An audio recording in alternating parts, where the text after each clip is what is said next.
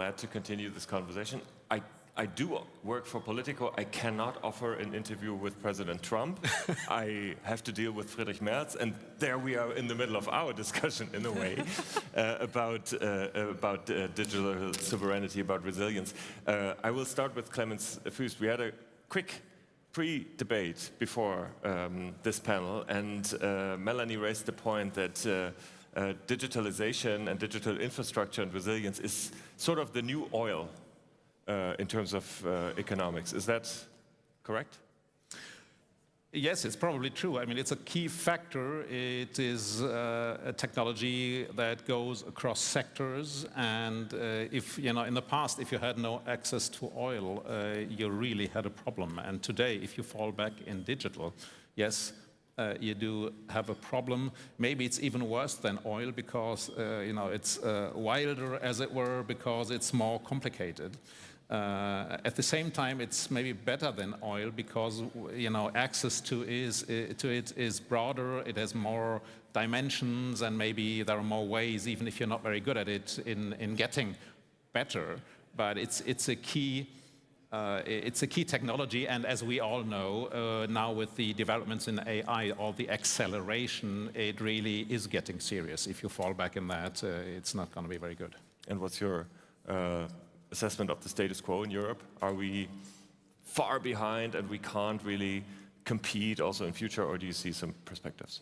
Well, I suppose there is this perception that in the sort of basic developments of AI, Europe has fallen back, so ChatGPT hasn't been created in Europe. And a lot of people say we should just focus on applying AI. I would think that's too narrow. I think we shouldn't give up on developing our own AI models without being stupid and getting into things that are obviously too expensive. But I think we do need to preserve this very broad approach. We need the whole range of research because the technology is still very young, and maybe there are surprises. Maybe like coming from China, maybe there are ways of doing AI with less energy. Using completely new techniques, we should be open for that. I think this is almost a buzzword for you, Melanie. I mean, so I think we shouldn't give up on developing our own infrastructure. So we need KfW money and projects, right? Yeah, actually, I'm having two hats. That's right. As the promotional bank, of course, we are trying to find those champions to be able to invest in, for example, startups with venture capital. And we've done this in the past, let's say, 5 years. We have now invested in 150 different funds, European and German funds. There are around 2,900 portfolio companies included in that, and about half of them are doing AI. So this shows that there is something going on. We can do something, but actually it's not enough yet. And I think the good news is that with the communication of the Deutschlandfonds, the Germany fund in December, the federal government also strengthened that we need to do more for the startup industry to make sure that those companies that are evolving are not getting caught by the Western money, so to say. And we have different financial offers to make sure that the deep tech, biotech, defense tech companies can stay in Germany where we do investments. And also we have a focus on first of a kind and innovative business models. And it shows that there is a possibility, but it also shows it's too slow, and we need to think in bigger numbers. And Clemens Fuest just said before, we need the capital markets union to make sure that these investments can really scale up and grow with the volume that we need. Yeah, I think scale up is something you hear so frequently in those debates. And sometimes it feels, I mean, we're a room full of talent and ideas here, and beyond that, a lot of good ideas and startups and ideas in Germany and in Europe. But anytime we think about scaling up things, or people would like to scale up, regulation kicks in and other challenges that leave us behind. I mean, how can we overcome this? Yeah, maybe we can do an example, because I like what you mentioned. We need a strategy. So we know digitization will be one of the top topics that we see in the future, AI. We need to first understand what it means for us, for our business models. And therefore, we need to have good partners. And these partners, for us at least, are very much US-American. So, of course, we are working together with the big hyperscalers in cloud, in AI, because we need to build our knowledge and to come and implement, actually, and not just read and find AI, I don't know, romantic or whatever. So we really need to understand how will it change our business model, and therefore we need to apply it.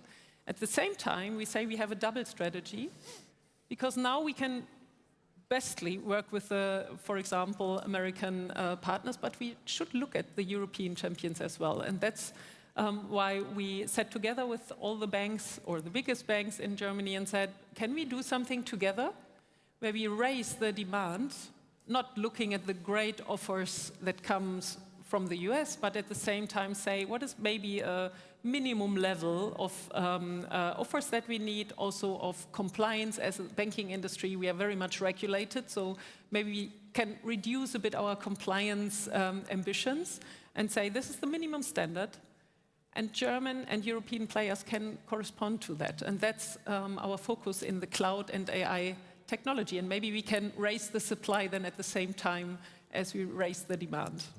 Mallik Rao, in September at this conference, you said, and I quote, Europe's risk-averse mindset and slow regulatory processes impede innovation.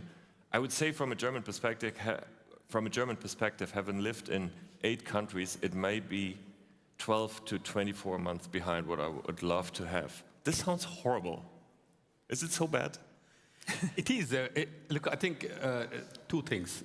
One is, when we talk about Europe, is Europe a single entity, or it's multiple entities? You have a regulation in Germany different to Spain or Portugal or France. And that's the biggest challenge. Even today, I feel. I mean, I spent 8 years in this country right now. But I still think there are areas where we are absolutely world-class.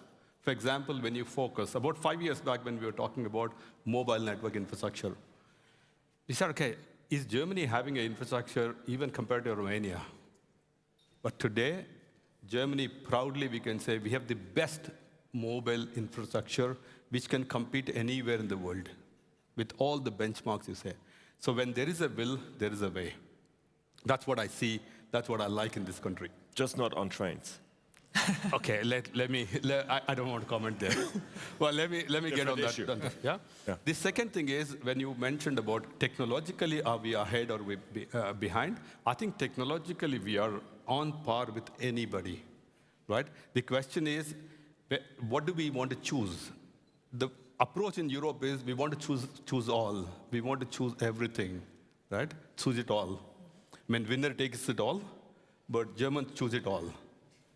It's difficult. You can't have an 8-week holiday in a year and then still say, I want to be competitive.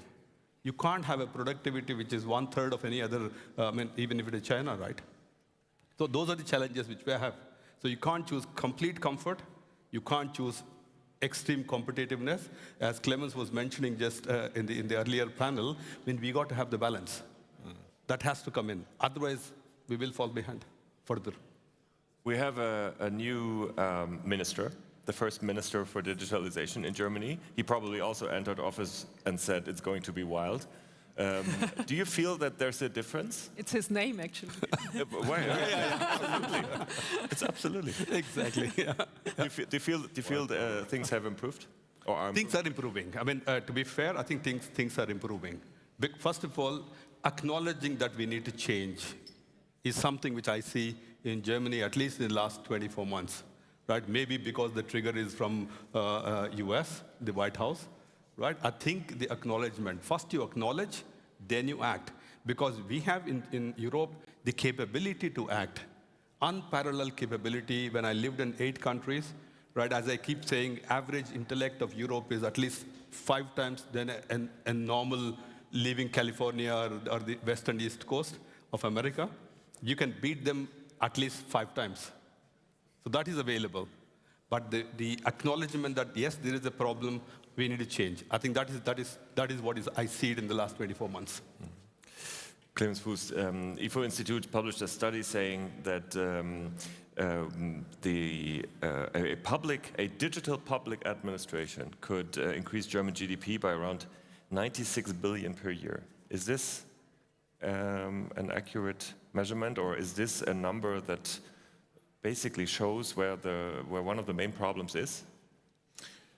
So this was about the digital infrastructure. And yes, the digital infrastructure is an issue, and we do have studies showing that you can lift economic growth if you provide better infrastructure. 96 billion sounds a lot, so it's 2% of German GDP. It's significant, but it's not out of this world. I think the issue here is broader. If we think about the infrastructure, we are just moving too slow in Europe. Let me give you a simple number. We know, and we have learned now with Ukraine, that satellites are an important building stone of a digital infrastructure. Now, if you look at satellites in orbit or planned, Europe has 4,000, China has 20,000, and the US has 40,000, most of them planned. So we are talking about plans for the future.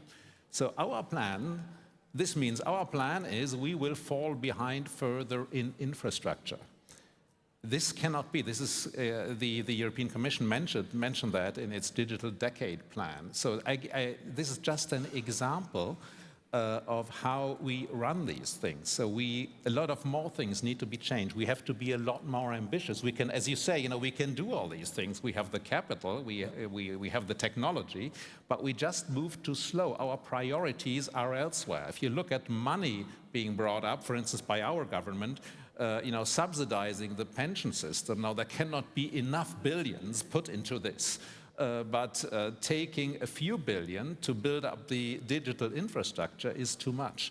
So we choose, I think you said that, we choose to not be competitive in digitization. Even in our plans for the future, that has to change. I mean, you said just very recently the Chancellor is avoiding the major challenges in economic policy. Does that also apply for digitalization? I think what we see is that consumption short-term needs are very dominant in our political debates and in our political system. And that's an issue other countries have as well. But other countries have companies like SpaceX. I mean, Elon Musk didn't wait for a program called the US Digital Decade. I mean, we have a European Digital Decade, but the US is doing the digital. So they just have a company, they have someone who built up a satellite network that has its own difficult issue as well, but we need to be, our focus is not on competitiveness and growth. We talk a lot about it, but what we do is more geared toward the European social model, and it's all nice, but nice guys finish last. Let me think about this for a second. Melanie, let's pick up that example and let's look at the different sectors and maybe try to develop a plan how in Europe we could get to a competitive level on the different ends. Where would you start? Where do you see the most opportunities? Well, when we talk with our customers, then three things are always mentioned. Why growing business is so difficult at the moment. It's bureaucracy, it's the energy prices, and then it's the difficulty to invest and innovate. And I think when we look at that, as Clemens said, we should prioritize and focus on the right things and not try, as also Mallik said, do everything. And sometimes I'm wondering, why is it like that? And when we look at, for example, skills, what are the skills that we have as a society? Then I think the MINT skills are not in the right focus. When we say this should be our strategy, this is driving our economy, the wealth is not, I try to be optimistic, but let's say there is a chance still that we can focus on what will let our economy grow, and therefore we need to have the right skills. And I'm always very impressed with what is going on here in Munich with Unternehmertum. Helmut is here as well. But maybe we can also look at a little at the teenage ages as well. What do we do at schools? How do we invest in the intellectual capacity of the future? That's our whole education system. And when I see what our kids are doing, then the MINT topics are not the ones that are on top of the agenda. And maybe I can mention one thing, because that is really, for me, also a very emotional topic. We have a great guest here as well who's talking in the other room. It's Pegor Papazian. He's one of the founders of TUMO. And TUMO is a center where teenage students at the age of 12 to 18 years can learn with creative ways new technologies, how to do programming, how to do 3D modeling and whatever. So the reason why we are lagging behind, I think, is also that we are missing the skills. And when we don't understand things, then we try to regulate to make sure that we are able to understand what's going on. So instead of thinking big and being open and trying to be curious and find out what will our answer look like, we try to do things very in small pieces. We are very happy when we regulate everything, and then nothing is really left to be able to breathe and grow. And I think that could be something that we can do differently, because we have the chance and we have smart people and we have a very good basis. And a little more focus on MINT and on on creativity and curiosity, I'm sure will help us. Mallik. Maybe one point about regulation, if I may. So we are undermining ourselves. One example is the so-called energy efficiency regulation in Europe. Believe it or not, we have legislation saying that we need to reduce energy consumption. It doesn't, green or not green, whatever, we need to reduce energy consumption by more than 20% here in Germany, and EU-wide it's a little less, until 2030. It's a completely stupid piece of legislation. There is no reason in the world to reduce energy supply without taking into account whether it's green or not, but it's a regulation we have in Europe. I think you mentioned, everybody knows to be successful in digitization, we need more energy, not less, but we have regulation that undermines our future. It's European regulation. We have implemented it now. So I guess the good news is we could, in principle, just abolish that and be a lot better off. But we are not abolishing it. We have this legislation. Everybody accepted it. Why? Because we get so many regulations, about 8 pieces of legislation every day in Europe, that nobody understands it anymore, and we undermine ourselves. So the first step would be to get rid of these totally stupid laws, and then we could build on that. Mallik, you said there's basically not one Europe, but also a variety of ideas and positions and opinions. And when I put those thoughts together, I'm sometimes thinking we are a little bit trapped, because the only answer we can find is probably a European one, but then again we're talking about the biggest bureaucracy probably in the world that should develop something truly unbureaucratic in a way. Like how can we get out of this? I think a few things, and one is, of course, I don't want to joke it, even in Germany you have 16 states. Forget about Europe, at 19 billion economy, number one. Second thing is, I believe this is one continent has taken certain decisions, a single currency. How many places in the world you have seen in the last 100 years were able to give sovereignty of a currency and say, I want to go to euro? These countries, the people have done it. Your predecessors or maybe grandfathers or fathers would have done those kind of bold decisions, right? Why can't we have a single market for telecom? Why can't we have a single market for finance? It surprises me, how did you forget the bold decisions? You fought wars. I come from India. With Pakistan, we are one single nation, it used to be. We cannot reconcile that this is two countries. You have fought wars. There is no borders in this country between everything. So how did we forget that short-term memory? How do you bring back that memories into this generation to take those kind of bold steps? As I said, ingredients are fantastic. Fundamental engineering. I have not seen, even if you go to the best of institutes in US, the fundamental engineering, the quality of fundamental engineering in Germany, by far the best. But application engineering, how do you apply it? That's a completely, it's delinked. Because you have in between, it comes as regulation. Right? The only difference between fundamental engineering and application engineering is regulation. Yeah. So that's it.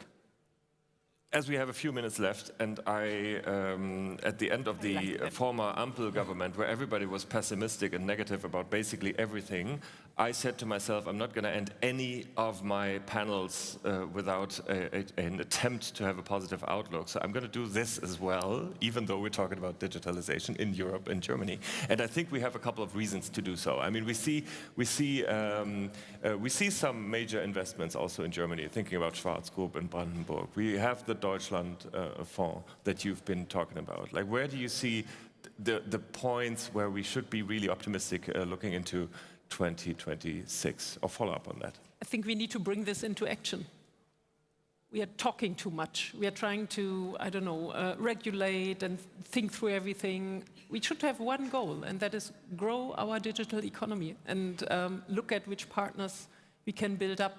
At the same time, as I said, we have the double strategy, because I truly believe when we pick up what Steffi said at the beginning about Menschsein, we need to be connected in the world, but at the same time have our own strengths to be able to talk on Augenhöhe to make sure that we can still foster and grow.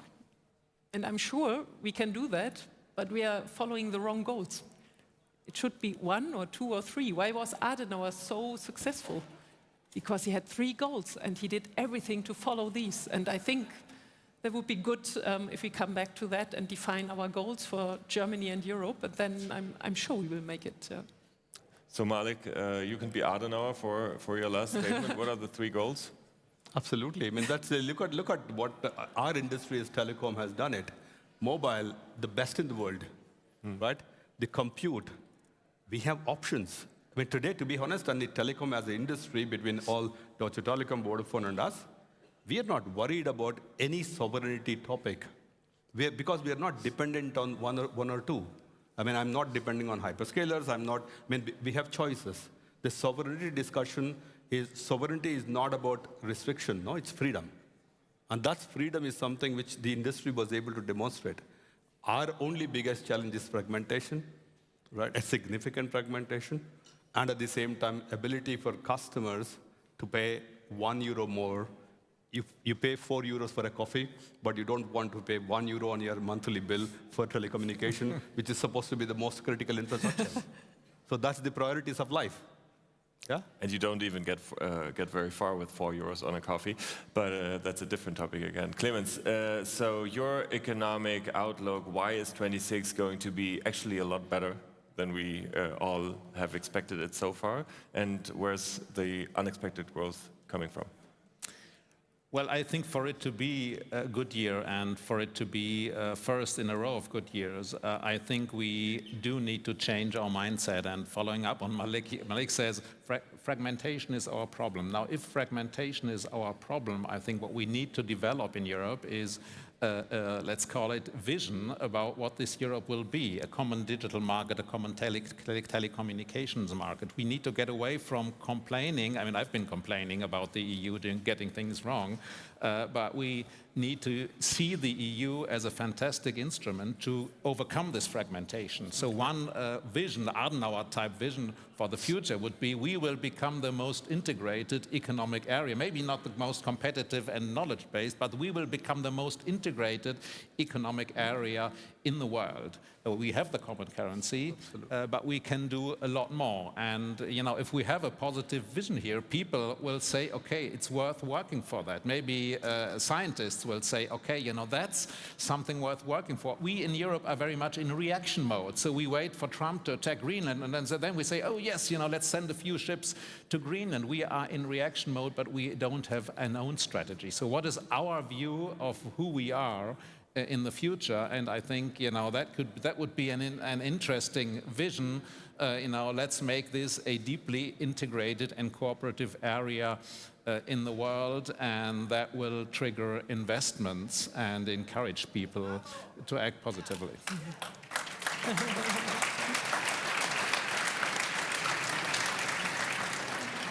Thank you very much, all of you. I think a surprising comeback of the now 150-year-old Konrad Adenauer at the end of this panel, and the prospect that this might be the first of a couple of good years. So let's take it like this. Thank you so much. Thank you.